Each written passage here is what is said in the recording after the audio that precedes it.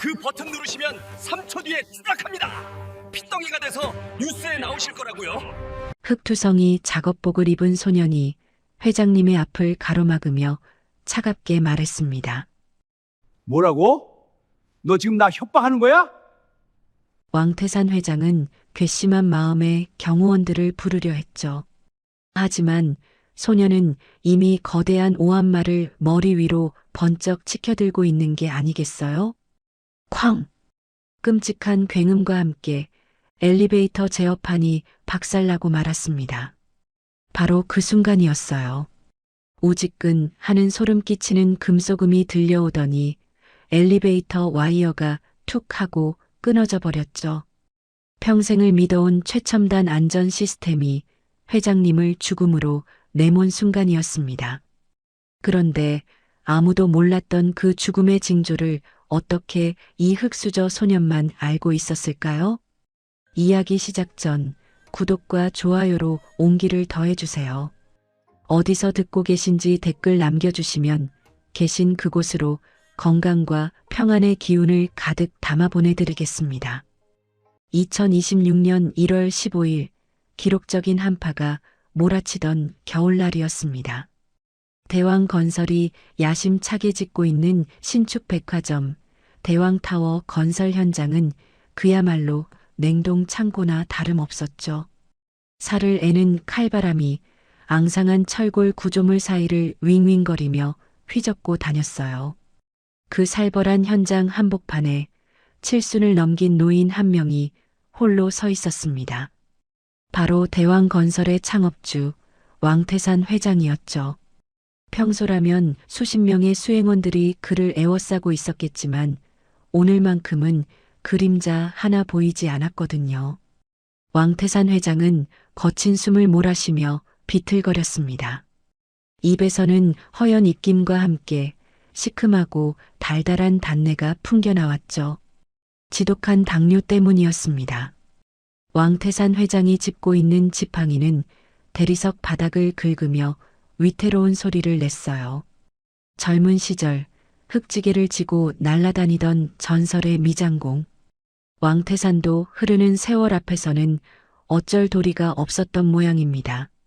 72살의 늙은 사자는 이제 제 몸 하나 가누기도 버거운 이빨 빠진 호랑이가 되어 있었으니까요. 왕태산 회장은 욱신거리는 허리를 두드리기 위해 잠시 멈춰 섰습니다. 오래된 직업병인 척추관 협착증이 추운 날씨 탓에 뼈마디를 갉아먹는 듯한 통증을 안겨주었거든요. 하지만 왕태산 회장이 멈춘 진짜 이유는 통증 때문만이 아니었죠. 발밑이 미끄러웠기 때문입니다. 그가 신고 있는 안전화는 밑창이 다 달아빠진 낡은 것이었어요. 수천억 원을 가진 재벌 회장이 신기에는 너무나 초라한 신발이었지만 왕태산 회장에게는 가장 편한 친구 같은 존재였죠. 세준이 이 녀석 도대체 어디로 오라는 거야? 왕태산 회장은 떨리는 손으로 스마트폰을 꺼내 들었습니다. 아들인 왕세준 사장이 보낸 문자 메시지를 다시 한번 확인했죠. 아버지, 이번에 도입한 최첨단 인공지능 안전 시스템입니다. 보안상 수행원 없이 혼자 오셔서 직접 확인해 주세요. 아들의 그 말이 왠지 모르게 찜찜했습니다. 하지만 핏줄을 믿지 않으면 누굴 믿겠냐는 생각에 왕태산 회장은 경호팀을 모두 물리고 이곳까지 온 것이었어요. 그런데 뭔가 이상한 기분이 드는 게 아니겠어요? 왕태산 회장은 20층 높이의 텅 빈 건물 안을 둘러보았습니다. 적막강산이었죠. 오직 들리는 건 창문도 없는 구멍으로 들어와 울어대고 있는 귀신 같은 바람소리뿐이었습니다. 불안감을 느낀 왕태산 회장은 서둘러 비서실장에게 전화를 걸려 했어요. 하지만 스마트폰 화면을 본 왕태산 회장의 눈동자가 심하게 흔들렸죠. 통화권 이탈. 안테나가 단 한 칸도 뜨지 않았던 겁니다. 분명 서울 한복판인데 전화가 터지지 않는다니 말도 안 되는 일이었어요. 왕태산 회장의 등줄기로 식은땀이 주르륵 흘러내렸습니다. 그때였죠. 지잉 하는 기계음과 함께 천장에 달려있던 조명들이 일제히 꺼져버리는 게 아니겠어요? 순식간에 사방이 암흑천지로 변해버렸습니다. 그리고 어디선가 감정 없는 기계적인 안내 방송이 울려 퍼지기 시작했죠. 보안구역 침입자 발생. 모든 출입구를 봉쇄합니다. 인공지능 경비 시스템 가동. 왕태산 회장은 본능적으로 엘리베이터 쪽으로 몸을 돌렸어요. 어둠 속을 더듬거리며 간신히 엘리베이터 앞에 도착했지만 버튼은 이미 먹통이 되어 있었죠. 아무리 눌러도 붉은색 불만 깜빡일 뿐 문은 열리지 않았습니다. 왕태산 회장은 그제야 깨달았어요. 이것은 단순한 고장이 아니었습니다. 자신의 아들이 파놓은 완벽하고 치밀한 덫이라는 사실을 말이죠. 세준이, 내 놈이 감히. 왕태산 회장은 닫힌 엘리베이터 문을 주먹으로 쾅쾅 두드렸습니다. 하지만 돌아오는 건 차가운 쇠의 울림뿐이었죠. 한기가 뼛속까지 파고들자 왕태산 회장은 결국 차가운 콘크리트 바닥에 주저앉고 말았어요. 주머니 속에는 혈당을 높여줄 사탕 한 알도 없었습니다. 점점 희미해져가는 의식 속에서 왕태산 회장은 생각했죠. 이렇게 개처럼 얼어 죽는 건가? 평생을 바쳐 쌓아 올린 대왕 건설이라는 거대한 탑 안에서 가장 비참한 최후를 맞이하게 된 셈이었습니다. 자신의 손으로 지은 건물에 갇혀 죽게 되다니 이보다 더 잔인한 아이러니가 또 있을까요? 왕태산 회장의 눈에서 뜨거운 눈물이 툭 하고 떨어졌습니다. 그 눈물마저도 바닥에 닿자마자 얼어붙어 버릴 만큼 현장의 공기는 매서웠죠. 모든 것을 포기하려던 바로 그 순간이었습니다. 또각, 어둠 저편에서 아주 미세한 발소리가 들려오고 있었어요. 바람소리가 아니었습니다. 누군가 이 버려진 공간으로 걸어오고 있었죠. 과연 그 발소리의 주인공은 왕태산 회장의 목숨을 끊으러 온 사신일까요? 아니면 기적처럼 나타난 구원자일까요? 그 발소리의 주인공은 이제 막 19살이 된 소년 강마루였습니다. 남들은 대학 캠퍼스를 꿈꾸며 설레어 할 나이였지만 마루의 손에는 펜 대신 거친 목장갑이 끼워져 있었죠. 작업복은 흙먼지로 뒤범벅이 되어 있었고 안전모 아래로 드러난 얼굴은 며칠째 씻지 못해 꾀죄죄했습니다. 하지만 그 눈빛만큼은 겨울바람보다 더 매섭고 형형하게 빛나고 있었어요. 마루가 이 살인적인 추위 속에서 벽돌을 나르는 이유는 단 하나였습니다. 할머니 틀니값 200만 원, 그리고 밀린 월세 30만 원. 부모님 대신 자신을 키워준 할머니가 이가 다 빠져 밥을 물에 말아 드시는 걸 더는 볼 수 없었거든요.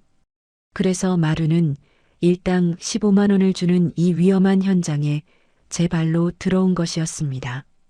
그런데 자재를 짊어지고 복도를 걷던 마루가 갑자기 걸음을 뚝 멈춰 섰습니다. 흑! 마루가 왼쪽 무릎을 감싸쥐며 짧은 신음소리를 뱉어냈죠. 마치 송곳으로 뼈를 후비는 듯한 날카로운 통증이 밀려왔기 때문입니다. 관절염이 아니었어요. 이것은 마루만이 가진 아주 기이하고도 고통스러운 능력이었습니다. 건물이 아프면 마루의 몸도 똑같이 아파오는 신체화 반응이었죠. 마루는 본능적으로 알 수 있었습니다. 지금 이 통증은 단순한 근육통이 아니라 건물의 뼈대가 비명을 지르고 있다는 신호라는 것을요. 마루는 짊어지고 있던 벽돌 지게를 내려놓고 차가운 콘크리트 벽에 귀를 갖다 댔습니다. 눈을 감고 집중하자 윙윙거리는 바람소리 너머로 미세한 진동이 느껴졌죠. 울고 있네. 철근이 울고 있어. 마루의 미간이 좁혀졌습니다. 3층 기둥 어딘가에 눈에 보이지 않는 미세한 균열이 생기고 있다는 뜻이었으니까요. 그대로 두면 이 거대한 백화점은 모래성처럼 무너져 내릴 게 뻔했습니다. 마루는 즉시 현장 사무소로 달려갔어요. 따뜻한 난로 앞에서 꾸벅꾸벅 졸고 있던 김 소장을 흔들어 깨웠습니다. 소장님, 큰일 났습니다. 3층 기둥 쪽에서 이상한 진동이 느껴져요. 당장 작업 중지하고 확인해 봐야 합니다. 하지만 김 소장의 반응은 싸늘하기 그지없었죠. 그는 귀찮다는 듯 하품을 하며 마루를 위아래로 훑어보았습니다. 야, 강 반장. 너 지금 잠꼬대하냐? 거기가 어떤 콘크리트를 쓴 곳인데 균열이가? 제 무릎이 쑤신다고요. 비 오기 전이랑 느낌이 다릅니다. 이건 철근이 부족해서 생기는 진동이에요. 마루의 다급한 외침에 김 소장의 얼굴이 붉게 달아올랐습니다. 짝! 날카로운 파열음과 함께 마루의 고개가 옆으로 돌아갔죠. 김 소장이 마루의 뺨을 세게 올려붙인 겁니다. 이 미친 새끼가 내일 모레가 오픈인데 어디서 재수없게 헛소리를 짓거려. 너 당장 꺼져. 일당이고 뭐고 없으니까. 마루는 입안에서 터진 비릿한 피 냄새를 삼켰습니다. 주먹을 꽉 쥐었지만 할머니의 얼굴을 떠올리며 참아내야만 했어요. 여기서 쫓겨나면 당장 이번 달 월세를 낼 방법이 없었거든요. 결국 마루는 아무 말 없이 고개를 숙이고 다시 현장으로 돌아올 수밖에 없었습니다. 속이 텅 빈 강정 같은 건물. 그 안에서 마루는 다시 묵묵히 벽돌을 날랐습니다. 하지만 무릎의 통증은 점점 더 심해져 이제는 걸을 때마다 식은땀이 흐를 지경이었죠. 마루는 잠시 쉬기 위해 자재가 쌓여있는 비상구 계단 쪽으로 향했습니다. 그곳은 일반 인부들의 출입이 통제된 VIP 전용 구역과 연결된 곳이었어요. 평소라면 얼씬도 하지 않았을 곳이지만 오늘은 왠지 모르게 그쪽에서 불길한 기운이 강하게 뿜어져 나오고 있었거든요. 마루가 조심스럽게 비상구 문을 열었을 때였습니다. 어둠 속에 주저앉아 있는 한 노인의 뒷모습이 보였습니다. 바로 왕태산 회장이었죠. 하지만 마루의 시선은 노인에게 머물지 않았습니다. 마루의 시선은 노인의 머리 위 팽팽하게 당겨져 있는 엘리베이터 와이어를 향해 고정되어 있었죠. 그 순간 마루의 귓가에 끔찍한 환청이 들려왔습니다. 마치 거대한 짐승이 줄을 끊어내듯 툭, 투둑하는 파열음이 말이에요. 그것은 단순한 기계 고장의 소리가 아니었습니다. 누군가 의도적으로 죽음을 부르기 위해 설치해둔 차가운 사리의 소리였죠. 어둠 속에서 웅크리고 있는 노인을 발견한 건 순전히 마루의 동물적인 감각 덕분이었습니다. 왕태산 회장은 비상구 구석에 처박혀 사시나무 떨듯 덜덜 떨고 있었죠. 그 천하의 대왕 건설 회장이라고는 도저히 믿기지 않을 만큼 초라하고 비참한 몰골이었어요. 마루는 작업용 랜턴을 비추며 노인에게 다가갔습니다. 할아버지, 여기서 뭐 하세요? 이 구역은 아직 난방도 안 들어와서 위험합니다. 왕태산 회장은 눈앞이 흐릿한 와중에도 마루가 입은 작업복의 로고를 알아봤습니다. 자신의 회사 대왕건설의 마크였죠.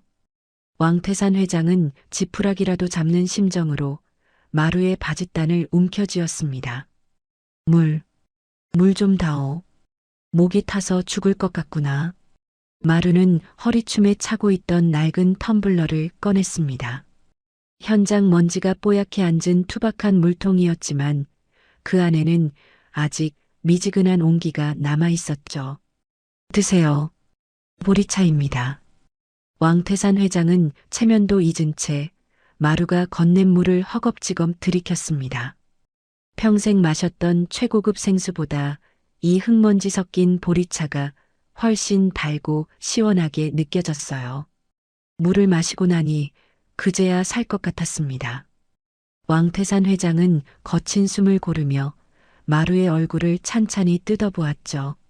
자신의 젊은 시절을 쏙 빼닮은 강인하고 맑은 눈빛을 가진 소년이었습니다. 고맙다, 학생. 아니, 자네 이름이 뭔가? 강마루입니다. 일단 여기서 나가시죠. 제 등이 넓으니까 업히세요. 마루는 듬직하게 등을 내밀었습니다. 왕태산 회장은 코끝이 찡해지는 걸 느꼈습니다. 자식놈은 자신을 죽이려 드는데 생판 남인 이 어린 노동자가 자신을 살리려 하고 있었으니까요. 왕태산 회장은 마루의 등에 업히며 엘리베이터 쪽을 가리켰습니다. 저기, 저 엘리베이터를 타자꾸나. 비상용이라 전기가 들어와 있을 게다. 마루는 고개를 끄덕이며 성큼성큼 엘리베이터 앞으로 걸어갔습니다. 그런데 버튼을 누르려던 마루의 손이 허공에서 딱 멈추는 게 아니겠어요? 마루의 귀가 쫑긋거리며 미세하게 떨리기 시작했습니다. 잠깐만요. 마루의 목소리가 낮고 무겁게 깔렸습니다. 왜 그러느냐? 어서 누르지 않고 조용히 해보세요, 할아버지. 소리가 들립니다. 마루는 엘리베이터 문틈에 귀를 바짝 갖다 댔습니다. 보통 사람의 귀에는 윙윙거리는 바람 소리만 들릴 뿐이었죠. 하지만 마루의 고막에는 전혀 다른 소리가 꽂히고 있었습니다. 끼익, 끼릭. 그것은 아주 높은 고주파음이었습니다. 마치 팽팽하게 당겨진 바이올린 줄을 날카로운 칼날로 아주 천천히 긁어대는 듯한 소름 끼치는 소리였죠. 마루의 등줄기에 서늘한 소름이 돋아났습니다. 이건 정상적인 기계음이 아니었습니다. 금속 와이어가 한 가닥씩 끊어지며 비명을 지르고 있는 소리였으니까요. 하지만 왕태산 회장은 답답한 마음에 마루의 어깨를 툭툭 쳤습니다. 이보게 무슨 소리가 들린다는 거야? 내 귀엔 아무것도 안 들리는데. 마루는 대답 대신 주머니를 뒤적거렸습니다. 그리고 동전 하나를 꺼내 들었죠. 500원짜리 동전이었습니다. 일하다 목이 마르면 자판기 커피를 뽑아 먹으려고 아껴둔 마루에게는 아주 소중한 돈이었어요. 할아버지, 잘 들어보세요. 마루는 500원짜리 동전을 엘리베이터 문틈 사이의 좁은 공간으로 툭 하고 떨어뜨렸습니다. 챙그랑 하는 맑은 소리가 나야 정상이었죠. 하지만 칠흑 같은 승강로 아래로 떨어진 동전은 전혀 예상치 못한 소리를 냈습니다. 턱! 둔탁하고 무거운 소리였습니다. 동전이 바닥에 닿기도 전에 무언가에 부딪힌 겁니다.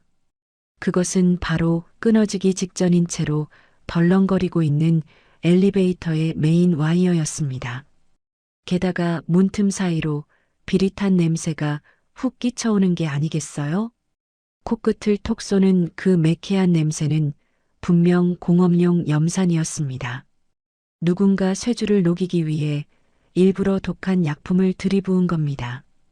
보통 사람이라면 그저 묵은 먼지 냄새라고 생각하고 넘겼을 테죠. 하지만 마루의 코는 쇳가루 냄새와 화학 약품 냄새를 정확히 구별했습니다. 단순히 기계가 낡아서 끊어진 게 아니라는 확실한 증거였어요. 이건 사고가 아니라 회장님을 노린 명백한 살인 계획이었습니다. 소름 끼치는 산성 용액의 악취가 죽음의 냄새처럼 진동했으니까요. 바로 그 순간 마루의 왼쪽 무릎이 미친 듯이 욱신거려 오기 시작했습니다. 마치 날카로운 송곳으로 관절을 마구 후비는 듯한 고통이었죠. 마루의 정직한 몸뚱이가 비명을 지르며 다급한 경고를 보내고 있었습니다. 머리 위에서 거대한 쇳덩어리가 금방이라도 떨어질 것 같다고요. 지금 당장 피하지 않으면 우리 둘 다 뼈도 못 추릴 거라고 말이죠. 건물이 느끼는 끔찍한 고통이 마루의 신경을 타고 그대로 전해졌습니다. 식은 땀이 비 오듯 쏟아지고 다리가 후들거려 서 있기도 힘들었죠. 마루의 무릎은 다가오는 죽음을 가장 먼저 감지하고 있었던 겁니다. 마루의 얼굴이 순식간에 하얗게 질려버렸습니다. 타면 안 됩니다. 이건 고장이 아니에요. 마루는 왕태산 회장을 업은 채 뒷걸음질을 쳤습니다. 누군가 와이어를 반쯤 썰어놨어요. 이 문이 열리는 순간 카가 통째로 추락할 겁니다.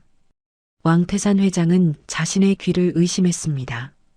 설마 아들놈이 이렇게까지 치밀하게 자신을 죽이려 했을까요? 바로 그때였습니다. 띵동 하는 맑은 도착음과 함께 엘리베이터 층수 표시등에 불이 들어왔습니다. 마치 어서 타라고 유혹하듯이 문이 스르르 열리기 시작했죠. 과연 그 열린 문 너머에는 살 길이 있었을까요? 아니면 마루의 경고대로 입을 쩍 벌린 지옥이 기다리고 있었을까요?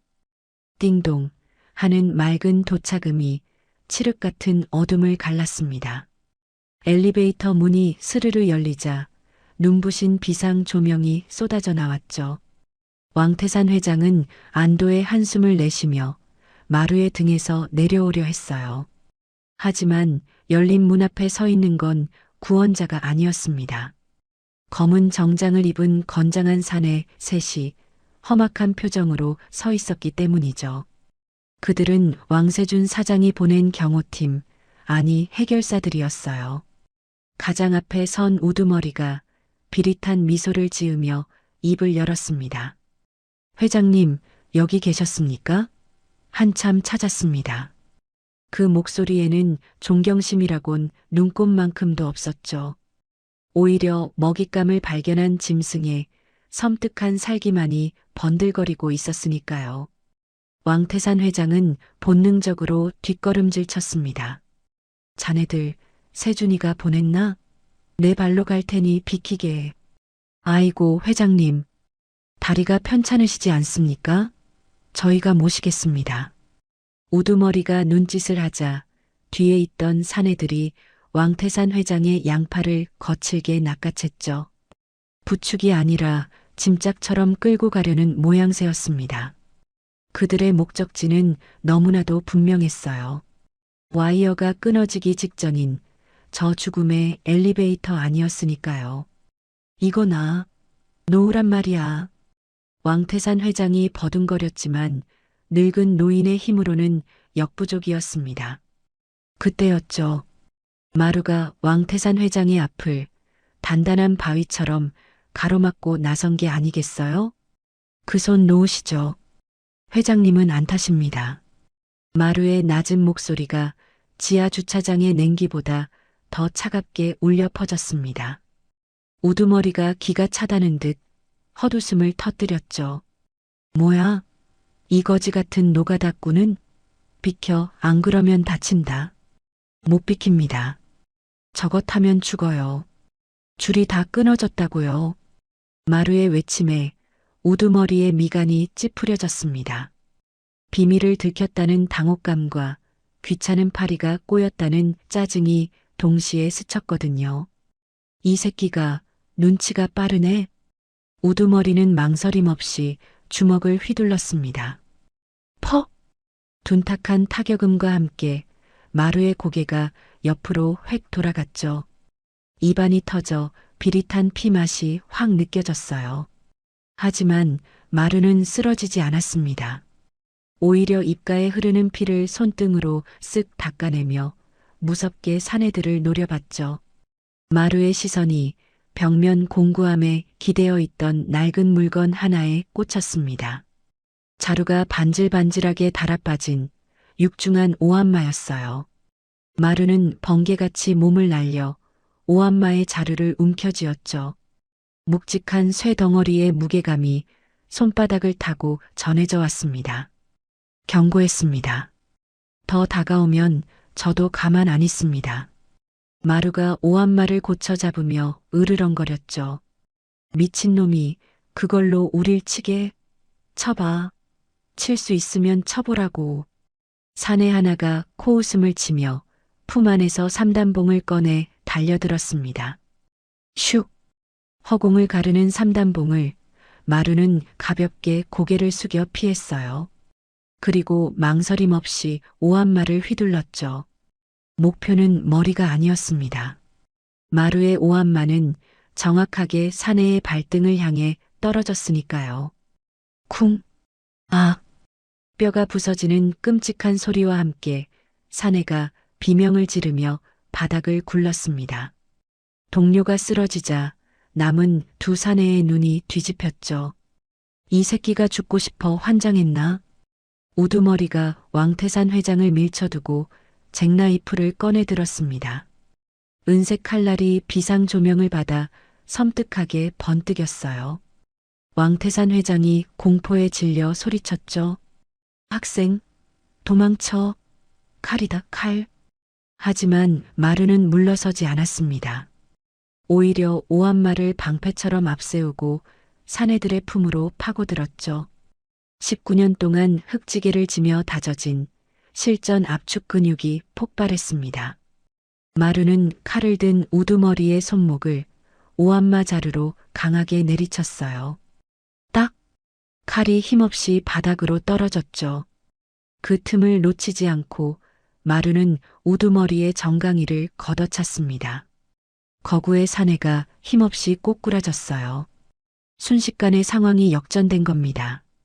엘리베이터 앞에서 벌어진 난투극은 처절하고도 치열했죠. 하지만 놈들은 끈질겼습니다.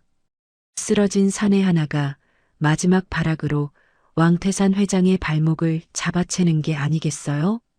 못 가. 같이 죽어. 놈은 왕태산 회장을 열린 엘리베이터 안으로 질질 끌고 들어가려 했습니다. 왕태산 회장의 손톱이 바닥을 긁으며 처절한 비명을 질렀죠. 안 돼. 살려줘. 지어가. 아니 학생. 마루의 눈에 핏발이 섰습니다. 이대로는 끝이 나지 않을 싸움이었어요. 놈들을 제압해도 저 입 벌린 지옥문이 열려있는 한 위험은 사라지지 않을 테죠. 마루는 결단을 내려야만 했습니다. 마루는 사내들을 뿌리치고 엘리베이터 제어반을 향해 달려들었죠. 비키세요. 다 부숴버리기 전에. 마루가 사자우를 토해내며 오한마를 머리 위로 높이 치켜들었습니다. 그 모습은 마치 지옥불에서 돌아온 도깨비 같았어요. 공포에 질린 사내들이 왕태산 회장을 놓고 뒷걸음질 쳤죠. 마루의 전신 근육이 터질 듯 팽팽하게 부풀어 올랐습니다. 온몸에 체중을 실은 오한마가 허공을 가르며 떨어졌어요. 쾅! 귀청이 떨어질 듯한 굉음이 지하 주차장을 뒤흔들었죠. 엘리베이터 버튼과 제어반이 산산조각이 나며 파편이 사방으로 튀었습니다. 지지직 퍽! 끊어진 전선에서 시뻘건 스파크가 불꽃놀이처럼 튀어올랐어요. 제어 시스템이 망가지자 엘리베이터 문이 덜컹거리며 억지로 닫히기 시작했죠. 그리고 바로 그 순간이었습니다.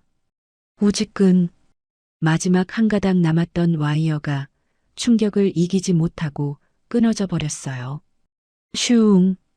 엘리베이터 카가 중력에 이끌려 지하 깊은 곳으로 추락해버렸죠. 1초, 2초, 3초. 콱광! 발밑 깊은 곳에서 건물이 통째로 울리는 듯한 묵직한 진동이 전해져 왔습니다. 마치 지진이라도 난 듯 바닥이 요동쳤어요. 만약 저 안에 타고 있었다면 뼈 한 조각도 찾지 못했을 끔찍한 충격이었죠. 사내들은 입을 떡 벌린 채 닫혀버린 엘리베이터 문만 멍하니 바라보았습니다. 자신들이 저지를 뻔한 일이 얼마나 무시무시한 짓이었는지 그제야 실감한 듯했죠. 왕태산 회장은 털썩 주저앉아 덜덜 떨리는 손으로 가슴을 움켜쥐었습니다. 심장이 터질 듯 쿵쾅거렸어요. 방금 전까지 자신이 서 있던 자리가 흔적도 없이 사라져버렸던 겁니다. 죽음의 문턱에서 돌아온 노인은 천천히 고개를 들어 자신을 구해준 소년을 바라보았죠. 마루는 거친 숨을 몰아쉬며 부서진 제어반 앞에 서 있었습니다. 손에 들린 오한마 끝에서 뚝뚝 하고 피가 떨어지고 있었어요. 놈들과 싸우다 찢어진 상처에서 흐르는 피였죠. 하지만 마루는 아픔도 잊은 듯 왕태산 회장을 향해 뚜벅뚜벅 걸어왔습니다. 그리고 자신의 더러워진 작업 조끼를 벗어 떨고 있는 회장의 어깨에 덮어주었죠. 괜찮으십니까? 많이 놀라셨죠. 그 투박하지만 따뜻한 목소리에 왕태산 회장은 참았던 눈물을 왈칵 쏟고 말았습니다. 자신의 아들은 죽이려 했고 남인 이 소녀는 목숨을 걸고 살려냈으니까요. 이 기막힌 운명의 장난 앞에서 과연 왕태산 회장은 어떤 선택을 하게 될까요? 아들에게 죽을 뻔한 회장님과 그를 구한 흙수저 소년. 지독한 흙먼지가 가라앉자 지하 주차장에는 무거운 정적만이 감돌았습니다. 도망친 경호원들이 남기고 간 발자국만이 방금 전에 치열했던 사투를 증명하고 있었죠. 왕태산 회장은 멍하니 엘리베이터가 사라진 텅 빈 구멍을 바라보았습니다. 자신의 분신과도 같았던 대왕 건설이 한순간에 거대한 무덤처럼 느껴졌거든요. 마루는 거친 숨을 고르며 바닥에 떨어진 끊어진 와이어 조각을 집어들었습니다. 그리고 떨고 있는 왕태산 회장 앞으로 다가갔죠. 회장님, 이것 좀 보세요. 마루가 내민 와이어의 단면은 엿가락처럼 녹아내려 있었습니다. 보통 힘으로 뚝 끊어진 모양새가 아니었어요. 마루는 와이어를 회장님의 코끝에 갖다 댔습니다. 냄새를 한번 맡아보세요. 시큼한 냄새가 나지 않나요? 왕태산 회장은 코를 찌르는 매캐한 악취에 미간을 찌푸렸습니다. 그것은 현장에서 평생을 구른 그에게도 너무나 익숙한 냄새였죠. 바로 철을 녹일 때 쓰는 강산성 용액의 냄새였습니다. 이건 사고가 아닙니다. 누군가 일부러 산성 용액을 부어놓은 거예요. 마루의 목소리는 단호했습니다.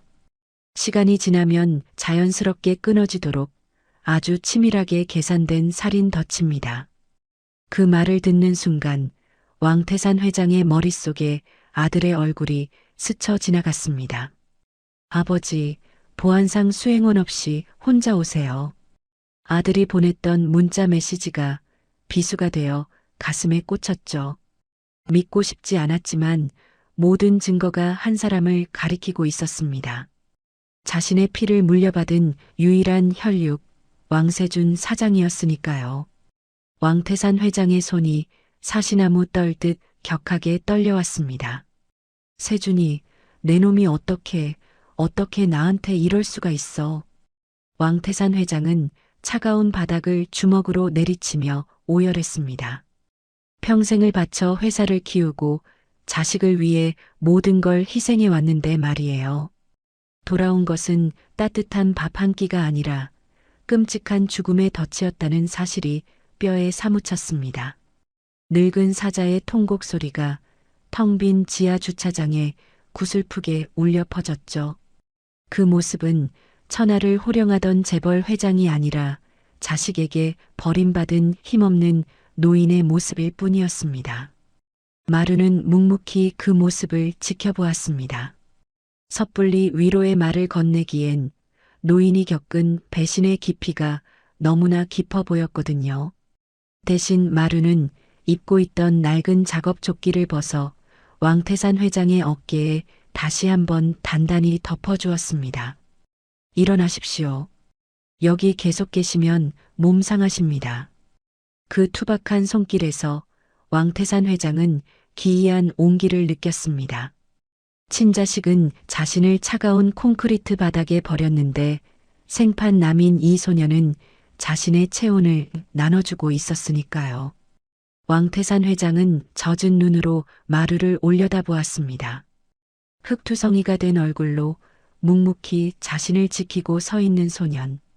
그 눈빛 속에서 왕태산 회장은 잊고 있었던 자신의 젊은 날을 보았습니다. 가진 건 없어도 심지 하나는 굳건했던 50년 전의 왕태산이 그곳에 서 있었죠. 왕태산 회장은 떨리는 손으로 마루의 거친 손을 꽉 잡았습니다. 그 손은 거칠고 딱딱했지만 그 어떤 비단결보다 따뜻하고 믿음직스러웠습니다. 자네, 이름이 강마루라고 했나? 왕태산 회장이 갈라진 목소리로 물었습니다. 네, 그렇습니다. 마루군, 나 좀 도와주게. 지금 내 곁엔 아무도 없어. 왕태산 회장의 눈빛이 절박함으로 이글거렸습니다. 돈도 명예도 핏줄도 다 소용없었습니다. 지금 이 순간 자신의 목숨을 맡길 수 있는 사람은 오직 이 소년뿐이라는 걸 본능적으로 깨달았죠. 내 눈과 귀가 되어주게. 저 따위 썩어빠진 기계들 말고 자네의 그 감각이 필요해. 왕태산 회장은 주머니에서 명함 지갑을 꺼내려다 멈칫했습니다. 그리곤 대신 자신의 손목에 차고 있던 낡은 전자시계를 풀었죠. 그것은 회장이 현장 소장 시절부터 차고 다니던 그에게는 부적과도 같은 물건이었습니다. 이걸 받아주게. 내 목숨값치고는 초라하지만 내 진심일세. 마루는 잠시 망설였습니다. 하지만 노인의 눈에 고인 깊은 슬픔과 간절함을 외면할 수 없었죠. 무엇보다 약한 사람을 돕는 기술을 써라 했던 할머니의 말씀이 귓가에 맴돌았습니다. 알겠습니다. 제가 지켜드리겠습니다. 마루는 시계를 받아 손목에 찼습니다. 그 순간 두 사람 사이에는 피보다 진한 새로운 계약이 맺어졌습니다. 마루는 손목에 채워진 낡은 시계를 물끄러미 내려다보았어요. 유리에 장기스가 가득했지만 초침만은 째깍거리며 힘차게 돌아가고 있었죠. 마치 아직 꺼지지 않은 노인의 생명력처럼 느껴졌습니다. 마루는 주먹을 꽉 쥐었어요.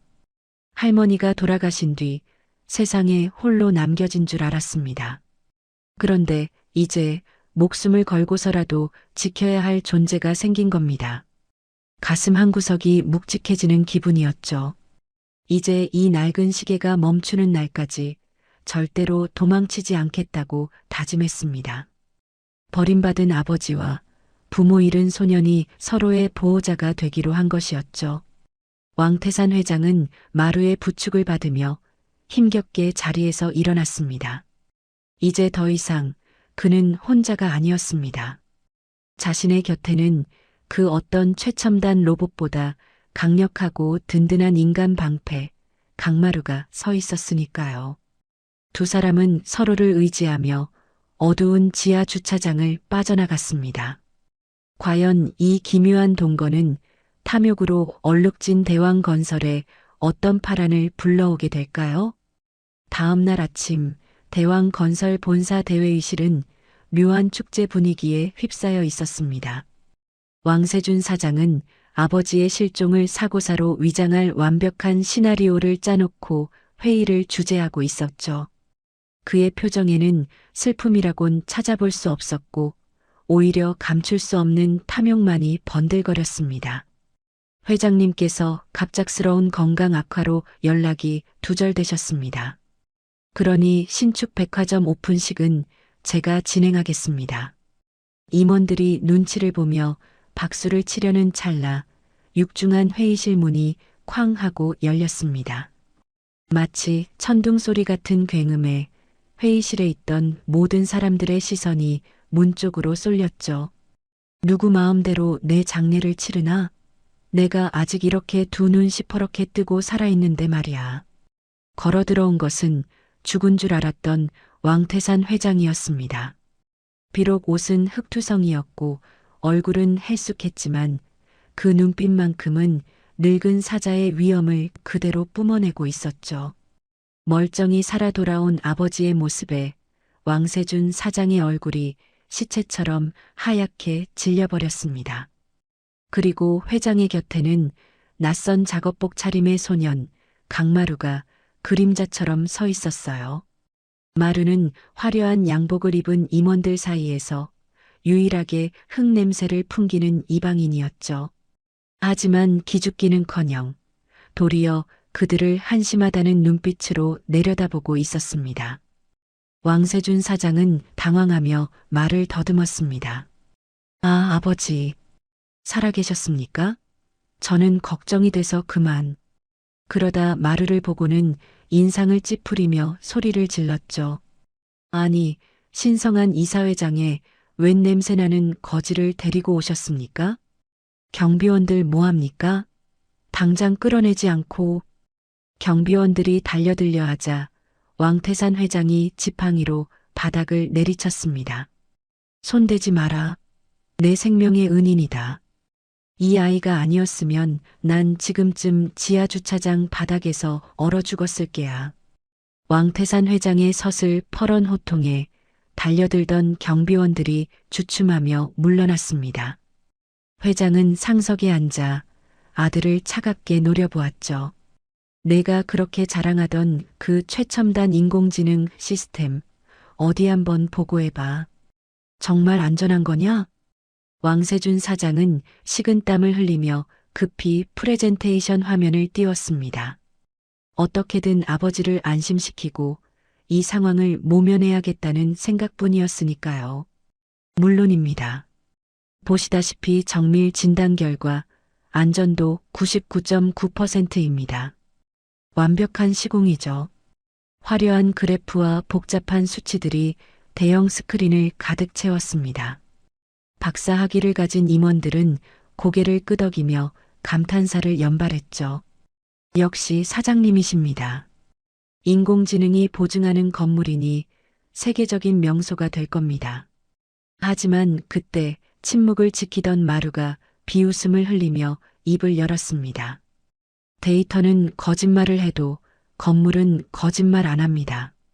마루의 목소리는 작았지만 회의실 전체를 얼어붙게 만들 만큼 단단했습니다. 마루는 뚜벅뚜벅 걸어나가 화려한 스크린 앞을 가로막고 섰죠. 값비싼 카펫 위로 마루의 낡은 안전화에서 떨어진 흙모래가 툭툭 떨어졌습니다. 지금 뭐라고 했냐? 감히 여기가 어디라고 끼어들어. 왕세준 사장이 삿대질을 했지만 마루는 눈 하나 깜짝하지 않았습니다. 그리고 주머니에서 무언가를 주섬주섬 꺼내 들었어요. 그것은 끈에 매달린 녹슨 쇳덩이, 바로 다림추였습니다. 요즘 현장에서는 아무도 쓰지 않는 박물관에나 있을 법한 구시대의 유물이었죠. 임원들 사이에서 킥킥거리는 비웃음이 터져나왔습니다. 지금 저걸로 뭘 하겠다는 거야? 굿이라도 하겠다는 건가? 저런 고물로 최첨단 건물을 진단하겠다니 노가다 꾼 수준하고는. 마루는 아랑곳하지 않고 다림추를 백화점 조감도 위에 늘어뜨렸습니다. 그리고 아주 미세하게 떨리는 쇳덩이의 움직임을 응시했죠. 팽팽했던 줄이 미세하게 한쪽으로 기울어지기 시작했습니다. 보십시오. 수직이 안 맞습니다. 기둥이 휘었다는 증거죠. 마루의 말에 회의실에 찬물을 끼얹은 듯 정적이 흘렀습니다. 모두가 숨을 죽이고 마루의 손끝에서 흔들리는 다림추를 바라보았죠. 그리고 결정적인 건 이겁니다. 마루는 현장에서 몰래 가져온 콘크리트 조각을 테이블 위에 올려놓았습니다. 겉보기에는 단단해 보이는 회색 돌덩어리였어요. 하지만 마루가 주먹으로 쾅 하고 내리치자 믿을 수 없는 일이 벌어졌습니다. 놀랍게도 콘크리트 덩어리가 과자 부스러기처럼 바스라지는 게 아니겠어요? 회의실 안으로 뿌연 먼지가 피어올랐습니다. 배합 비율이 엉망입니다. 시멘트보다 모래가 훨씬 많이 들어갔다는 증거였습니다.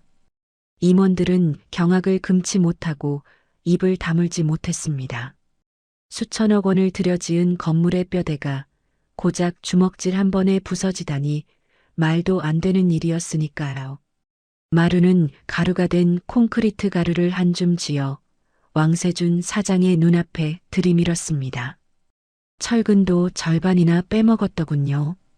이건 건물이 아닙니다. 예쁜 쓰레기죠. 마루의 눈빛이 형형하게 빛났습니다. 이게 바로 뉴스에서나 보던 순살 아파트, 아니 순살 백화점입니다. 3일 뒤에 오픈하면 안에 있는 사람들 다 죽습니다. 왕세준 사장의 얼굴이 불그락푸르락해졌습니다. 수십억 원짜리 로봇이 놓친 결함을 고작 19살짜리 잡부가 다림추 하나로 찾아낸 꼴이었으니까요. 아날로그의 묵직한 한 방에 최첨단 기술이라는 허상이 처참하게 깨져버린 순간이었습니다. 과연 왕세준 사장은 이 명백하고도 치명적인 증거 앞에서도 또 다른 거짓말을 늘어놓을 수 있을까요? 그날 밤부터 마루는 왕태산 회장의 저택에서 기묘한 더부살이를 시작했습니다. 으리으리한 대리석으로 지어진 회장님의 집은 마치 거대한 성처럼 웅장했죠.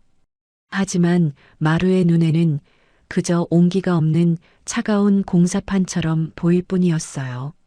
사람의 냄새는 전혀 나지 않고 어딘가 모르게 서늘한 기운만이 감돌고 있었으니까요. 마루는 짐을 풀기도 전에 집안 구석구석을 살피기 시작했습니다. 마치 건물의 안전 진단을 하듯 벽과 천장을 꼼꼼하게 훑어보았죠. 회장님, 잠시만 조용히 해보세요. 마루가 거실 한복판에 놓인 최신형 인공지능 스피커를 가리키며 말했습니다. 왜 그러느냐? 저건 세준이가 선물해준 스피커인데. 마루는 대답 대신 공구함에서 드라이버를 꺼내 스피커를 분해하기 시작했죠. 나사가 풀리고 뚜껑이 열리자 복잡한 전선들 사이로 콩알만한 칩 하나가 드러났습니다. 빨간 불빛을 깜빡거리고 있는 그것은 누가 봐도 도청 장치가 분명했죠. 역시나였네요. 집안 곳곳에 흰 개미가 드글드글합니다. 마루는 스피커뿐만 아니라 액자 뒤와 화분 밑에서도 도청기들을 찾아냈습니다.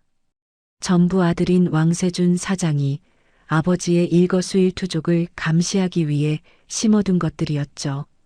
왕태산 회장은 부들부들 떨리는 손으로 마루가 찾아낸 도청기 무더기를 바라보았습니다.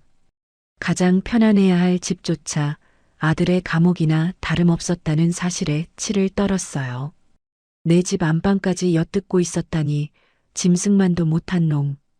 왕태산 회장은 깊은 한숨을 내쉬며 소파에 힘없이 주저앉았습니다. 긴장이 풀려서인지 고질병인 허리 통증이 다시 도지기 시작했거든요.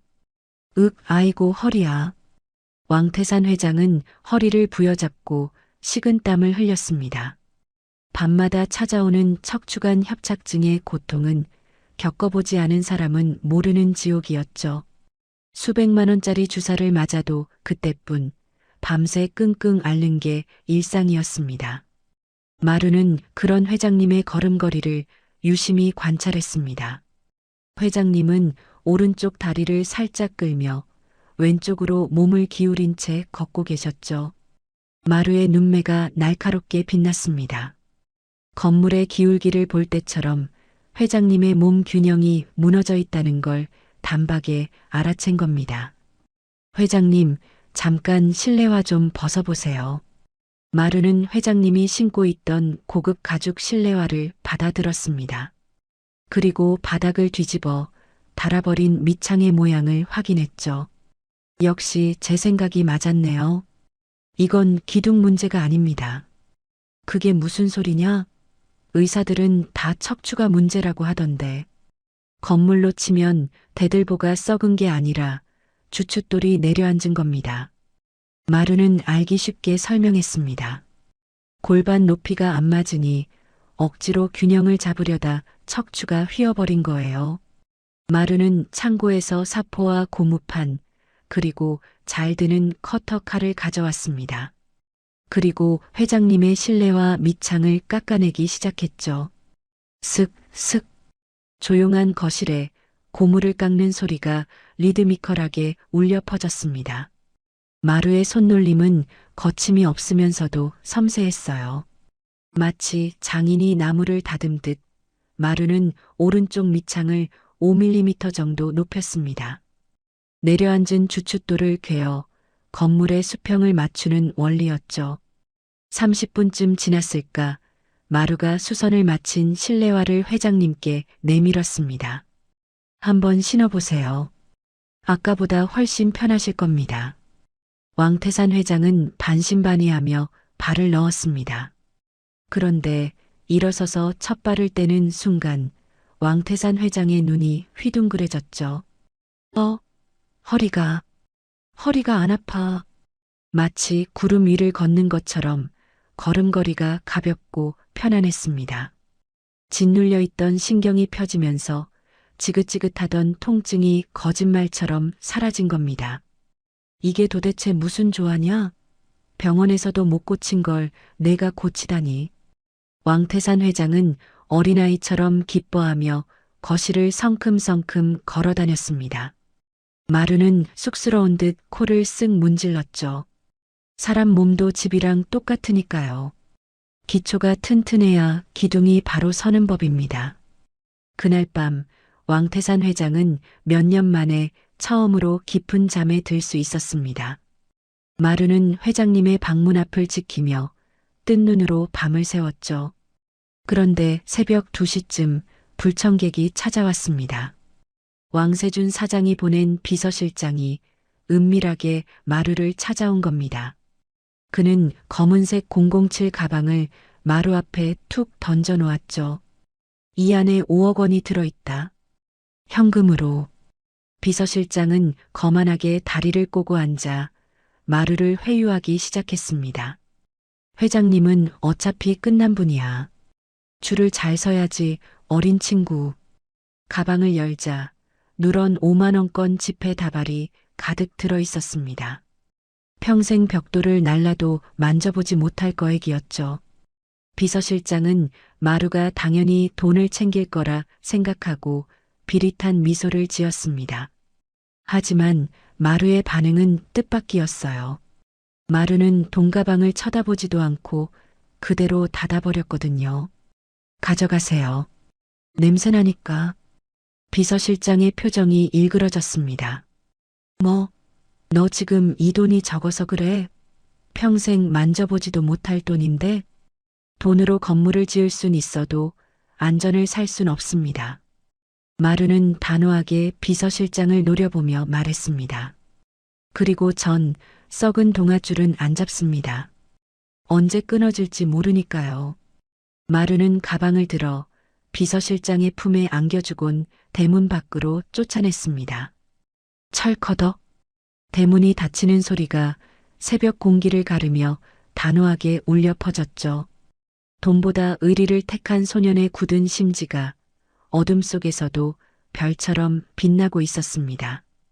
과연 왕세준 사장은 돈으로도 매수되지 않는 이 골치 아픈 소년을 어떻게 처리하려 들까요? 주말이 찾아오자 왕태산 회장은 숨이 막힐 듯한 저택을 벗어나고 싶어 했습니다. 아들이 심어둔 도청기들과 감시자들의 시선에서 잠시나마 도망치고 싶었던 게죠. 마루는 회장님을 위해 검은색 세단 대신 낡은 트럭에 시동을 걸었어요. 덜덜거리는 엔진 소리가 오히려 두 사람의 마음을 편안하게 만들었습니다. 그들이 도착한 곳은 도심 외곽의 어느 허름한 공사장 근처 식당이었죠. 간판도 없이 한바라고 적힌 페인트 글씨가 세월의 흔적을 말해주고 있었습니다. 먼지 묻은 작업복을 입은 인부들이 드나드는 아주 소박하고 거친 곳이었어요. 왕태산 회장은 쭈뼛거리지 않고 익숙하게 식당 문을 열고 들어갔습니다. 구수한 된장 냄새와 땀 냄새가 섞인 공기가 코끝을 훅 끼쳐왔죠. 왕태산 회장은 구석 자리에 앉아 양푼 비빔밥 2그릇을 시켰습니다. 곧이어 찌그러진 양푼에 보리밥과 열무김치, 그리고 고추장이 듬뿍 담겨 나왔어요. 마루는 숟가락으로 밥을 썩썩 비비며 회장님의 눈치를 살폈습니다. 평생 사내진미만 드셨을 분이 이런 거친 음식을 드실 수 있을까 걱정이 되었거든요. 하지만 그건 마루의 쓸데없는 기우에 불과했습니다. 왕태산 회장은 소매를 걷어붙이고 누구보다 맛있게 밥을 먹기 시작했으니까요. 볼이 미어 터져라 밥을 밀어넣는 모습이 영락없는 현장 인부의 모습이었죠. 매콤한 고추장 맛이 입안을 가득 채우자 왕태산 회장의 눈가가 붉어졌습니다. 매워서가 아니었어요. 가슴 밑바닥에서 뜨거운 무언가가 울컥하고 치솟아 올랐기 때문입니다. 맛있다. 정말 맛있어. 왕태산 회장은 밥알을 씹으며 목이 메어 말을 잇지 못했습니다. 내가 50년 전 지게 지고 벽돌 나를 때 매일 먹던 바로 그 맛이야. 성공을 위해 앞만 보고 달리느라 까맣게 잊고 살았던 젊은 날의 맛이었죠. 돈으로 처바른 호텔 코스 요리보다 이 투박한 비빔밥이 훨씬 더 가슴을 울렸습니다. 왕태산 회장은 눈물을 훔치며 숟가락을 내려놓았습니다. 그리고 품 안에서 아주 조심스럽게 무언가를 꺼내 테이블 위에 올렸죠. 낡은 신문지에 겹겹이 쌓여 있는 물건이었습니다. 마루가 궁금한 눈으로 바라보자 왕태산 회장은 떨리는 손으로 포장을 풀었어요. 그 안에서 나온 건 보석도 금괴도 아니었습니다. 손때가 새까맣게 묻은 아주 낡고 녹슨 미장용 흑손 하나였죠. 이게 내가 보일세. 대왕 건설을 처음 세울 때 내가 쥐고 일했던 첫 연장이지. 왕태산 회장은 흑손을 어루만지며 회상에 잠겼습니다. 이 흑손 하나로 시멘트를 바르고 벽을 세워 지금의 제국을 건설했던 겁니다. 하지만 아들인 왕세준 사장은 이 흑손을 더럽다고 쓰레기통에 버리려 했었죠. 그날의 상처가 떠올라 왕태산 회장의 표정이 씁쓸해졌습니다. 마루야, 내가 한번 잡아보겠니? 왕태산 회장은 흑손을 마루에게 건네주었습니다. 마루는 경건한 마음으로 두 손으로 흑손을 받아들었죠. 그리고 자연스럽게 손잡이를 움켜쥐었습니다. 그 순간 왕태산 회장의 눈이 휘둥그레지며 커졌습니다. 마루가 흑손을 쥐는 그립이 자신의 젊은 시절과 소름 끼치도록 똑같았기 때문이죠. 보통 사람들은 손잡이를 주먹 쥐듯 잡지만 마루는 검지를 자루 위에 길게 뻗어 올렸거든요. 그건 교과서에는 나오지 않는 평생을 현장에서 구른 베테랑들만의 자세였습니다. 세상에. 왕태산 회장은 감탄사를 뱉으며 마루의 손을 덥석 잡았습니다. 피 한 방울 섞이지 않았지만 이 아이야말로 자신의 기술과 정신을 이어받은 진짜 후계자라는 생각이 들었죠. 내 아들도 이렇게 잡지는 못했어. 넌 천상 내 아들이구나. 왕태산 회장의 입에서 취기 어린 진심이 터져나왔습니다. 그 말은 실수가 아니었어요. 그동안 가슴속에 묻어두었던 외로운 아버지의 절절한 고백이었습니다. 마루의 가슴도 쿵하고 내려앉았습니다. 고아로 자라며 한 번도 들어보지 못한 아들이라는 단어가 귓가를 맴돌았죠. 마루는 쑥스러운 듯 고개를 숙였지만 입가에는 희미한 미소가 번졌습니다. 아버지, 아니 회장님, 술 한 잔 받으세요. 마루가 소주병을 들어 회장님의 빈 잔을 채워드렸습니다. 투명한 술잔에 두 사람의 마음이 찰랑거리며 차올랐죠. 식사를 마친 두 사람은 근처에 있는 오래된 사진관으로 향했습니다. 이 기분 좋은 날을 영원히 기억하고 싶었거든요. 화려한 디지털 스튜디오가 아닌 필름 카메라를 쓰는 낡은 사진관이었죠. 백발의 사진사가 두 사람을 낡은 의자에 나란히 앉혔습니다. 자, 좀 더 가까이 붙으세요. 부자지간이 왜 이렇게 서먹해? 사진사의 말에 왕태산 회장과 마루는 서로를 마주보며 멋쩍게 웃었습니다. 왕태산 회장이 용기를 내어 마루의 어깨에 손을 올렸죠. 마루도 거부하지 않고 회장님의 쪽으로 고개를 살짝 기울였습니다. 자, 찍습니다. 김치, 펑 하는 소리와 함께 하얀 플래시가 터졌습니다.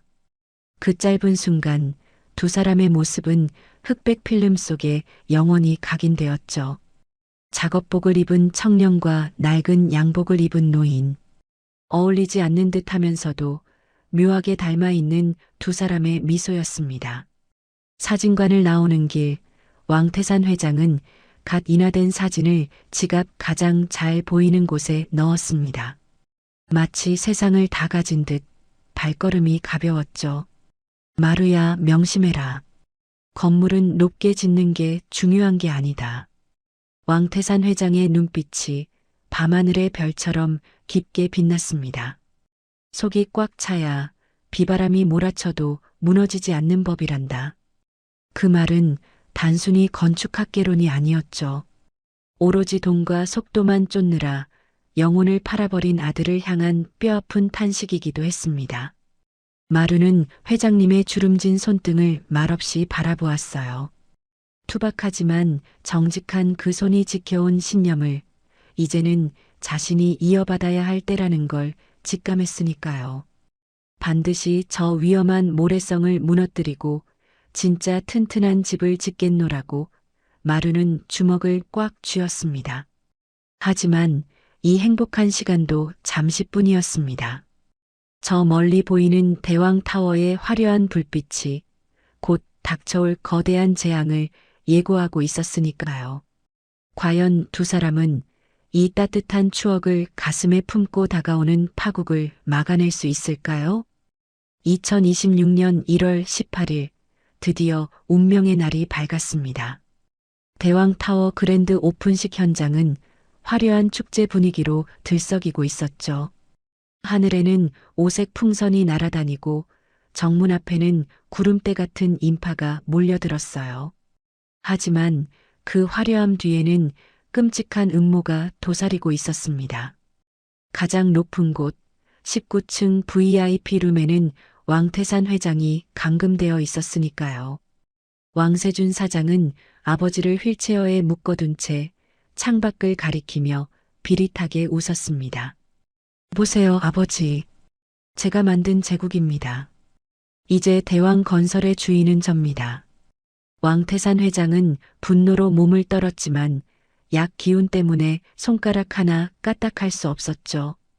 그 시각 마루는 옥탑방에서 식은땀을 흘리며 바닥을 구르고 있었습니다. 왼쪽 무릎이 불에 타는 것처럼 뜨겁게 달아오르기 시작했거든요. 마치 누군가 뼈마디를 쇠망치로 내려치는 듯한 끔찍한 고통이었습니다.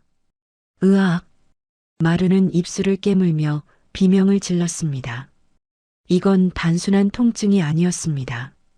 저 멀리 떨어져 있는 대왕타워가 살려달라고 보내는 처절한 구조 신호였죠. 건물의 하중을 견디지 못한 기둥들이 지금 이 순간 비틀어지고 있다는 증거였습니다. 무너진다. 지금 무너지고 있어. 마루는 터질 듯한 무릎을 부여잡고 억지로 몸을 일으켰습니다. 지금 당장 가지 않으면 회장님은 물론이고 수많은 사람들이 매몰될 게 뻔했으니까요. 마루는 낡은 배달용 오토바이에 시동을 걸었습니다. 부르릉 하는 거친 엔진 소리가 골목길을 뒤흔들었죠. 마루는 헬멧끈을 단단히 조여매고 엑셀을 끝까지 당겼습니다. 오토바이가 총알처럼 튀어나갔습니다.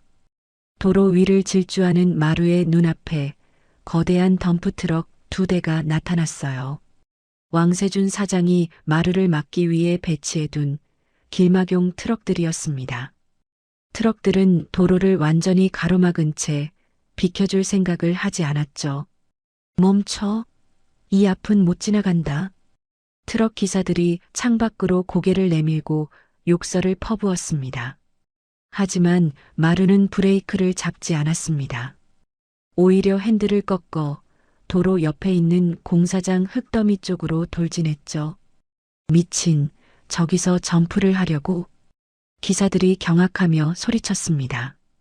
마루의 오토바이는 흙더미를 도움닫기 삼아 허공으로 붕 떠올랐습니다. 마치 한 마리의 성난 독수리처럼 트럭 머리 위를 가볍게 뛰어넘어 버렸죠. 쿵 하는 소리와 함께 착지한 마루는 뒤도 돌아보지 않고 다시 질주했습니다. 백화점이 가까워질수록 마루의 무릎 통증은 기절할 듯 심해졌습니다. 이제는 뼈가 으스러지는 소리가 귓가에 들릴 지경이었죠. 현장에 도착한 마루의 눈에 믿을 수 없는 광경이 펼쳐졌습니다. 겉보기에는 멀쩡해 보이는 건물 외벽 유리에 거미줄 같은 금이 가기 시작한 겁니다. 찌지직 쩍 유리가 비명을 지르며 갈라지는 소리가 축하 음악 소리에 묻혀버렸죠. 아무도 그 불길한 징조를 눈치채지 못하고 있었습니다.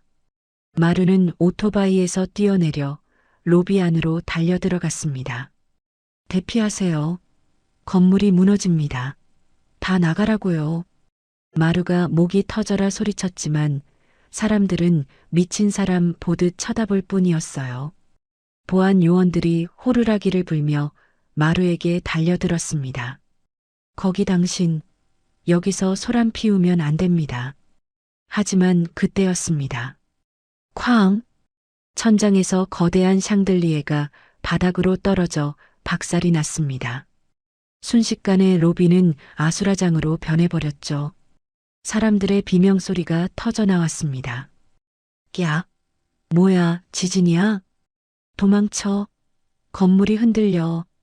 이건 지진이 아니었습니다. 철근을 빼먹은 기둥들이 더 이상 무게를 버티지 못하고 주저앉기 시작한 겁니다. 순살 백화점의 저주가 현실이 되는 순간이었죠. 건물 전체가 우웅하고 울기 시작했습니다. 마루는 쏟아지는 파편을 피하며 비상계단 쪽으로 몸을 날렸습니다. 엘리베이터는 이미 작동을 멈춘 상태였으니까요. 마루의 목표는 오직 하나, 19층에 갇혀 있는 왕태산 회장이었습니다.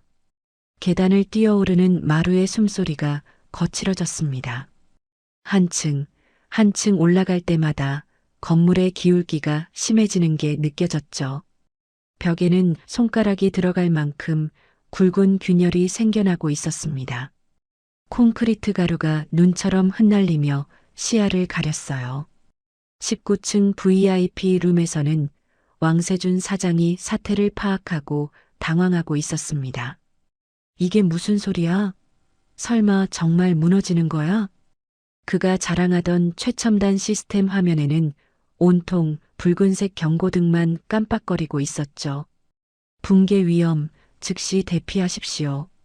왕세준 사장은 허둥지둥 출구 쪽으로 달려갔습니다. 하지만 굳게 닫힌 자동문은 꿈쩍도 하지 않았어요. 열리란 말이야. 내가 사장인데 왜 안 열려? 왕세준 사장이 발로 문을 찼지만 소용없었습니다.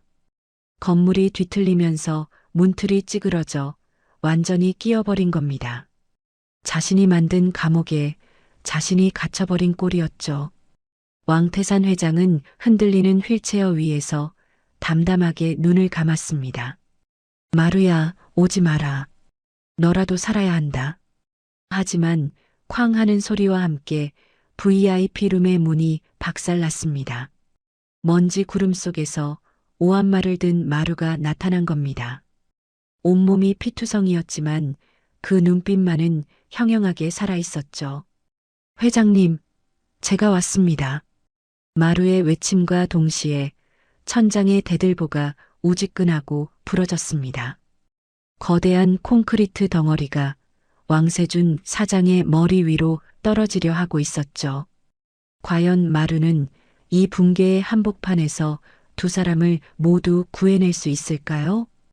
건물이 끔찍한 비명을 지르며 19층 바닥이 롤러코스터처럼 요동쳤습니다. 화려하게 장식된 테이블이 쓰러지고 샴페인 잔들이 바닥에 떨어져 산산조각이 났죠. VIP 룸에 모여있던 귀빈들은 중심을 잃고 바닥을 뒹굴었어요. 공포에 질린 비명소리가 터져나오며 실내는 순식간에 아수라장이 되고 말았습니다. 테이블 위에 차려진 최고급 캐비어와 샴페인이 바닥을 뒹굴며 엉망진창이 되었어요. 평소라면 우아하게 건배를 했을 귀빈들이 이제는 살려달라며 서로를 밀치고 발바대기 바빴죠. 수천만 원짜리 명품 구두가 벗겨지는 줄도 모르고 비상구 쪽으로 기어가며 비명을 질러댔습니다. 돈으로 쌓아 올린 품위와 체면이 죽음 앞에서는 종이 조각보다 못하다는 게 적나라하게 드러나는 순간이었어요.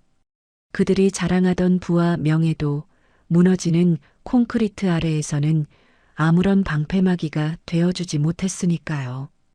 오히려 깨진 샹들리에 조각이 비수처럼 날아와 그들의 값비싼 옷을 갈기갈기 찢어놓을 뿐이었습니다. 탐욕의 파티장은 순식간에 생지옥의 아수라장으로 변해버리고 말았죠. 하지만 진짜 공포는 지진이 아니라 그 다음에 찾아왔습니다. 지잉 하는 소름 끼치는 기계음과 함께 모든 출입문에 시뻘건 경고등이 켜진 게 아니겠어요? 비상상황 발생, 최고 보안 등급 발령, 모든 출입구를 자동 봉쇄합니다. 그것은 왕세준 사장이 자랑하던 최첨단 인공지능 보안 시스템의 목소리였습니다. 아이러니하게도 외부의 침입을 막기 위해 설계된 그 시스템이 이제는 안에 있는 사람들을 가두는 강철 감옥이 되어버린 셈이었죠. 왕세준 사장은 미친 사람처럼 문으로 달려가 제어 패널을 주먹으로 쾅쾅 두드렸습니다. 열려. 당장 열리란 말이야. 내가 사장이야. 내가 명령한다고. 하지만 인공지능은 주인의 목소리를 인식하지 못했습니다. 건물이 뒤틀리면서 센서가 고장났고 시스템은 오직 매뉴얼대로 문을 꽉 잠가버린 상태였거든요. 왕세준 사장의 얼굴은 공포와 분노로 일그러져 악기처럼 흉측하게 변해 있었습니다. 그는 옆에 있던 의자를 들어 강화 유리창을 향해 힘껏 내던졌습니다. 와장창. 하지만 유리는 금방 갈 뿐 깨지지 않았어요.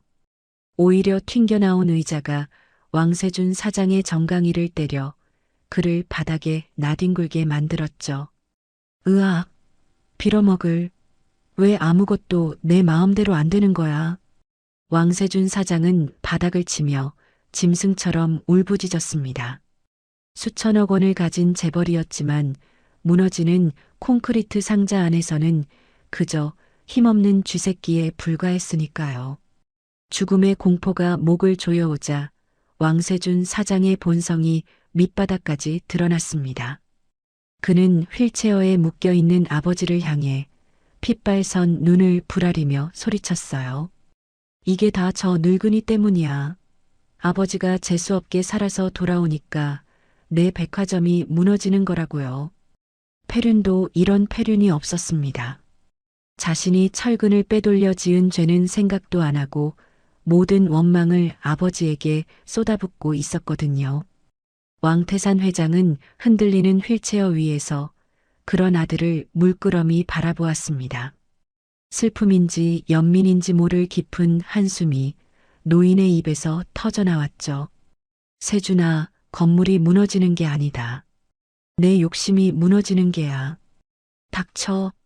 그 입 닥치라고. 난 안 죽어.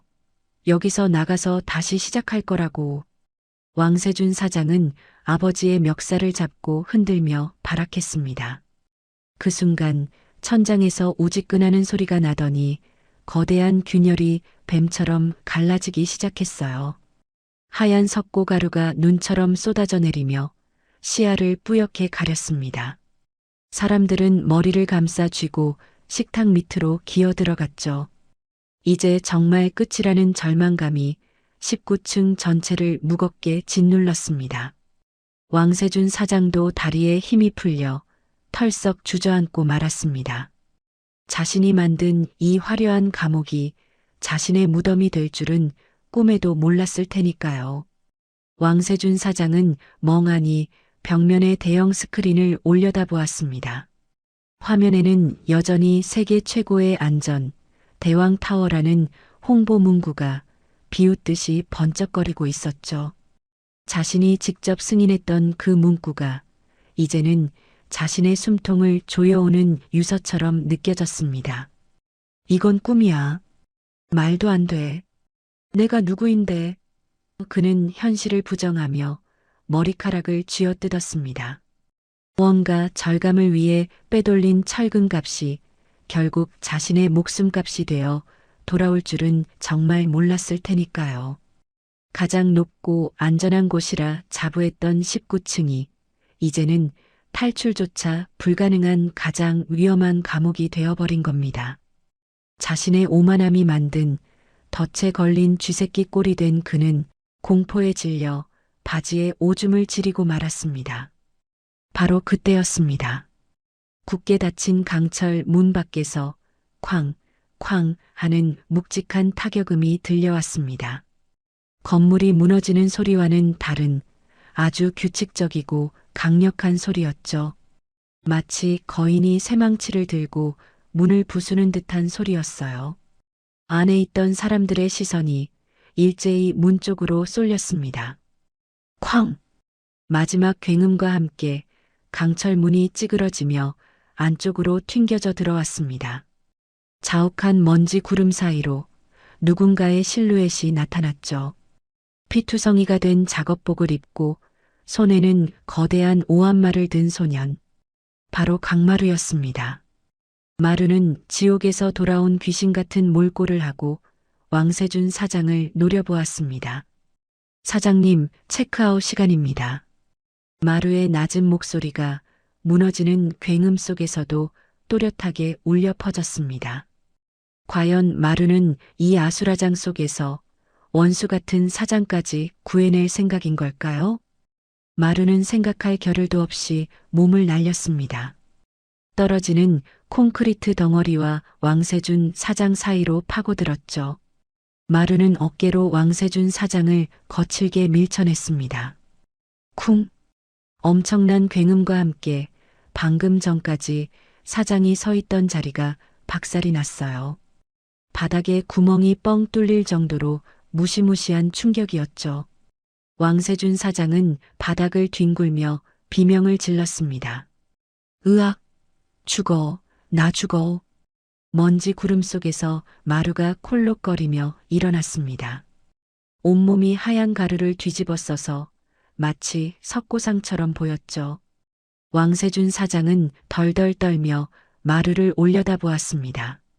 자신이 죽이려 했던 놈이 자신을 구해줬다는 사실을 믿을 수 없었거든요. 너 왜 나를 미쳤어? 마루는 왕세준 사장의 멱살을 잡고 일으켜 세웠습니다. 그리고 차갑게 쏘아붙였죠. 착각하지 마십시오. 당신 살리려고 온 거 아닙니다. 마루의 눈빛이 짐승처럼 번뜩였습니다. 쓰레기도 재활용은 해야 하니까 일단 치워두는 겁니다. 마루는 왕세준 사장을 구석으로 던져버리고 휠체어로 달려갔습니다. 왕태산 회장은 먼지를 뒤집어 쓴 채 흐릿한 눈으로 마루를 바라보고 있었죠.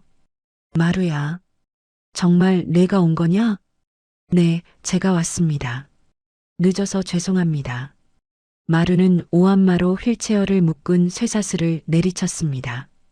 챙그랑 사슬이 끊어지자 왕태산 회장이 마루의 품으로 쓰러졌어요. 하지만 감격해하고 있을 시간조차 없었습니다. 우지끈 또다시 천장이 내려앉으며 출구로 가는 통로가 끊어져 버렸으니까요. VIP 룸 바닥이 반으로 쪼개져 버린 겁니다. 출구는 저 멀리 있는데 그 사이에는 낭떠러지 뿐이었죠. 사람들은 발을 동동 구르며 울부짖었습니다. 길이 없어. 우린 다 죽었어. 바닥 아래는 까마득한 허공이었고 떨어지면 즉사였습니다. 절망적인 상황에서 마루의 눈이 번개처럼 주변을 훑었죠. 마루의 시선이 천장에서 덜렁거리고 있는 굵은 철근 하나에 꽂혔습니다. 건물이 부서지면서 드러난 앙상한 뼈대였어요. 마루는 망설임 없이 철근을 향해 점프했습니다. 그리고 원숭이처럼 매달려 끊어진 바닥 사이를 연결했죠. 자신의 몸을 다리처럼 만든 겁니다. 제 등을 밟고 건너가세요. 빨리요. 마루가 핏대를 세우며 소리쳤습니다. 사람들은 주저했습니다. 저 가느다란 팔에 매달린 사람 위를 지나가라니 겁이 났던 거죠. 하지만 천장이 또 한 번 쿵 하고 내려앉자 선택의 여지가 없었습니다. 아, 빨리 비켜. 사람들이 서로를 밀치며 마루의 등 위로 올라타기 시작했죠. 마루의 입에서 억눌린 신음이 터져 나왔습니다. 크! 한 사람이 밟고 지나갈 때마다 어깨가 빠질 듯한 고통이 밀려왔거든요.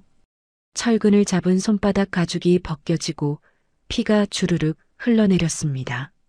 하지만 마루는 이를 악물고 버텼습니다. 자신은 단순한 다리가 아니었습니다. 사람을 살리는 세상에서 가장 튼튼한 인간 비계였으니까요. 귀빈들이 하나둘씩 안전한 곳으로 건너갔습니다. 그들은 살았다는 안도감에 뒤도 돌아보지 않고 도망쳤죠. 고맙다는 인사 한마디조차 없었습니다. 하지만 마루는 서운해하지 않았어요. 원래 비계란 건물이 다 지어지면 철거되는 잊혀지는 존재였으니까요. 이제 남은 건 왕태산 회장과 왕세준 사장뿐이었습니다. 왕세준 사장이 눈치를 보더니 아버지를 밀치고 먼저 기어왔습니다. 비켜요. 나부터 갈 거야. 내가 사장이라고. 정말 구제불능인 인간이었습니다. 마루는 혐오감에 치을 떨었지만 꼭 참아냈죠. 왕세준 사장은 마루의 등을 짓밟으며 허겁지겁 건너갔습니다. 심지어 미끄러지지 않으려고 마루에 상처 입은 어깨를 발굽으로 찍어 누르기까지 했어요. 으윽! 마루의 비명이 터져 나왔습니다.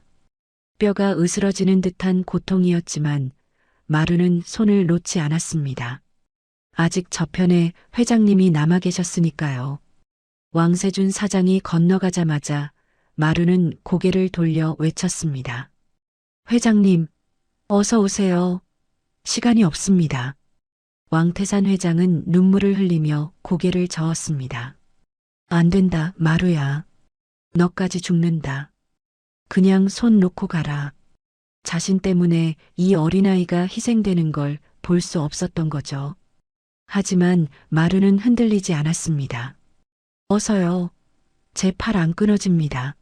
저는 미장공 강마루니까요. 그 외침에 왕태산 회장은 결심한 듯 기어왔습니다. 노인의 몸은 가벼웠지만 마루의 체력은 이미 한계였어요. 팔 근육이 경련을 일으키며 사시나무 떨듯 떨려왔습니다. 식은땀이 비오듯 쏟아져 시야를 가렸죠. 왕태산 회장이 마루의 등을 타고 마침내 건너편에 도착했습니다. 됐다. 마루야, 이제 넘어오너라. 왕태산 회장이 손을 뻗었습니다. 하지만 마루가 몸을 일으키려는 순간이었습니다. 우지끈. 마루가 잡고 있던 천장의 철근이 뿌리째 뽑혀버리고 만 겁니다. 마루의 몸이 허공으로 뚝 떨어졌습니다. 왕태산 회장의 비명이 터져 나왔죠. 마루야. 마루는 본능적으로 튀어나온 철골 끄트머리를 한 손으로 낚아챘습니다. 몸이 대롱대롱 매달린 채 까마득한 아래쪽이 보였어요. 지옥 같은 어둠이 입을 벌리고 기다리고 있었죠. 손에 힘이 점점 빠져나갔습니다. 피 묻은 손이 미끄러워 조금씩 밀려나고 있었거든요. 이대로 끝인 걸까요? 그때 누군가의 손이 마루의 손목을 덥석 잡았습니다. 왕태산 회장이었습니다. 노인은 바닥에 엎드려 온 힘을 다해 마루를 끌어당기고 있었죠. 절대 안 놓는다. 이놈아, 절대 안 놔. 하지만 노인의 힘으로는 건장한 청년을 끌어올리기 역부족이었습니다. 오히려 회장님까지 딸려 내려갈 판이었죠. 옆에 있던 왕세준 사장은 공포에 질려 뒷걸음질만 치고 있었어요. 도와줘. 세준아, 이 아이 좀 잡아당겨. 왕태산 회장이 애원했지만 아들은 고개를 저으며 도망칠 궁리만 했습니다. 마루는 쓴웃음을 지었습니다. 회장님, 그만 놓으세요. 이러다 같이 떨어집니다. 시끄럽다. 아비가 자식을 놓는 법은 없어. 그 말에 마루의 가슴 속에서 뜨거운 불덩이가 치솟았습니다. 살아야 한다. 반드시 살아서 이분과 함께 국밥 한 그릇 더 먹어야 한다.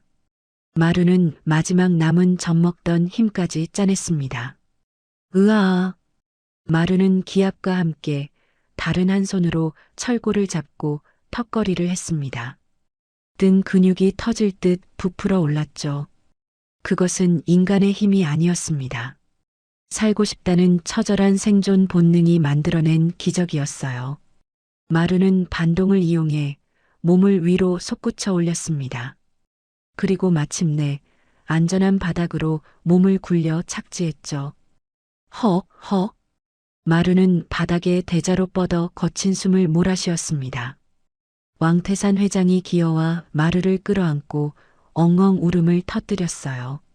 살았다. 살았어. 하지만 감동의 재회도 잠시였습니다. 쿠구구구. 건물 전체가 거대한 배처럼 한쪽으로 기울기 시작했거든요. 19층이 무너져 내리는 건 시간 문제였습니다. 아직 그들은 꼭대기층에 갇혀 있었고 지상까지는 까마득했죠. 과연 그들은 이 무너지는 거대한 탑에서 살아서 땅을 밟을 수 있을까요? 우르르 쾅 하는 천지를 뒤흔드는 굉음과 함께 대왕 타워가 주저앉았습니다. 화려했던 19층 건물은 순식간에 거대한 콘크리트 무덤으로 변해버리고 말았죠. 자욱한 먼지 구름이 도시 전체를 집어삼킬 듯 피어올랐습니다. 하지만 그 끔찍한 폐허 속에서도 기적은 일어나기 마련이었어요. 마루와 왕태산 회장은 지하 3층에 있는 대피소인 코어 벽체 속에 살아있었으니까요. 건물이 무너질 때 가장 마지막까지 버티는 튼튼한 뼈대 안으로 숨었던 겁니다. 마루는 온몸으로 회장님을 감싸 안고 쏟아지는 파편들을 막아냈습니다. 어둠 속에서 두 사람은 서로의 심장 소리를 들으며 버텼죠. 살아있다는 것, 그 자체가 눈물겨운 감동이었습니다. 마침내 구조대의 불빛이 어둠을 가르고 들어왔습니다. 여기 생존자가 있다. 2명이다. 구조대원의 외침이 천사의 나팔 소리처럼 들려왔죠. 마루는 부축을 받으며 먼지투성이가 된 왕태산 회장과 함께 밖으로 나왔습니다. 쏟아지는 햇살이 그렇게 눈부실 수가 없었어요. 그리고 그들 뒤로 또 한 명의 생존자가 질질 끌려 나왔습니다. 바로 왕세준 사장이었죠. 하지만 그의 모습은 처참하기 그지없었습니다. 다리가 부러져 제대로 걷지도 못한 채 구조대원들에게 짐짝처럼 들려 나오고 있었으니까요. 그는 카메라 플래시가 터지자 얼굴을 가리며 비명을 질러댔습니다. 찍지 마. 내가 누군지 알아? 나 대왕건설 사장이야. 아직도 자신이 사장인 줄 아는 그 오만함이 사람들의 분노를 샀죠. 곧이어 경찰들이 들이닥쳐 왕세준 사장의 손목에 차가운 수갑을 채웠습니다. 철컹. 그 소리는 탐욕의 제국이 몰락했음을 알리는 종소리와도 같았어요. 부실 시공 및 살인 미수 혐의로 긴급 체포합니다. 왕세준 사장은 발버둥 쳤지만 소용없었습니다. 그가 저지른 모든 죄악이 무너진 건물의 잔해 속에 고스란히 남아 있었으니까요. 사람들은 그를 향해 손가락질하며 욕설을 퍼부었습니다.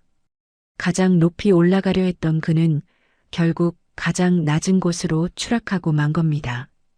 사건 이후 왕태산 회장은 중대한 결단을 내렸습니다. 기자 회견장에 선 그는 평생 모은 전 재산을 피해자들에게 내놓겠다고 선언했죠. 모든 것은 제 불찰입니다. 죄송합니다. 왕태산 회장은 바닥에 머리를 찌우며 사죄했습니다. 그리고 대왕건설이라는 간판을 스스로 내려버렸어요.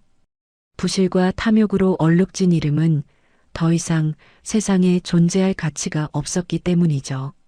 사람들은 노인의 진심 어린 눈물에 박수를 보냈습니다.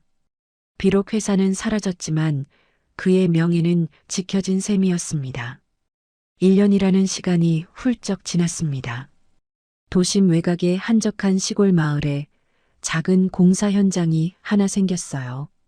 바른 주택이라는 투박한 간판이 걸려 있었죠. 그곳의 주인은 바로 강마루였습니다.